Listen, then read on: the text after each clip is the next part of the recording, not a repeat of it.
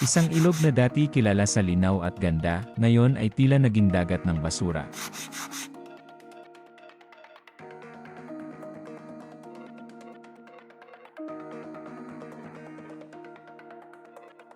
Sa Drina River sa Bosnia, isang nakakagulat at nakakalungkot na tanawin ang bumungad matapos itong halos mapuno ng tone-toneladang basura kasunod ng malalakas na ulan at pagkatunaw ng nyebe sa kabundukan. Sa bawat pagtaas ng tubig, kasama nitong inaanod pababa ang samut-saring plastik, kahoy, at iba pang kalat na galing sa mga illegal dump site sa paligid. Ayon sa mga lokal na aktivista, hindi ito bagong problema dahil taon-taon na itong nangyayari, at sa tuwing dumarating ang ganitong panahon, tila paulit-ulit ding nasasaktan ang kalikasan. Ang Drina River ay isa sa pinakamahahalagang ilog sa Balkans na may habang humigit kumulang 346 kilometro at nagsisilbing natural na hangganan ng Bosnia and Herzegovina at Serbia. Dati itong kilala sa malamig, malinaw, at kulay berdeng tubig na karaniwang katangian ng mga ilog na nagmumula sa kabundukan. Nagmumula ito sa pagsasanib ng Tara at Piva Rivers sa pagitan ng mga bundok at tuloy-tuloy na dumadaloy patungo sa Sava River, na konektado sa mas malaking sistema ng Danube hanggang sa Black Sea.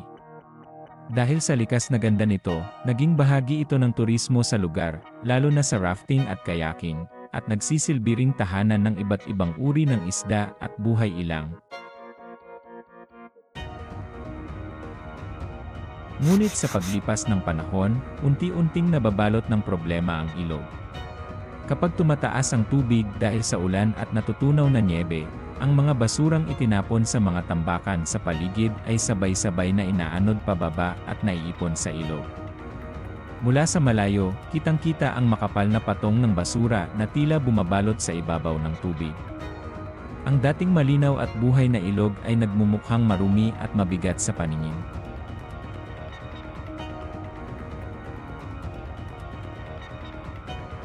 Hindi lang ito simpleng isyu ng kalinisan. Ang pagdami ng basura ay nagdudulot ng banta sa mga hayop sa tubig, sa kalikasan, at maging sa mga komunidad na umaasa sa ilog para sa kabuhayan at turismo. Ang ilog na minsang simbolo ng buhay at likas na yaman ay unti-unting nasisira dahil sa kapabayaan ng tao.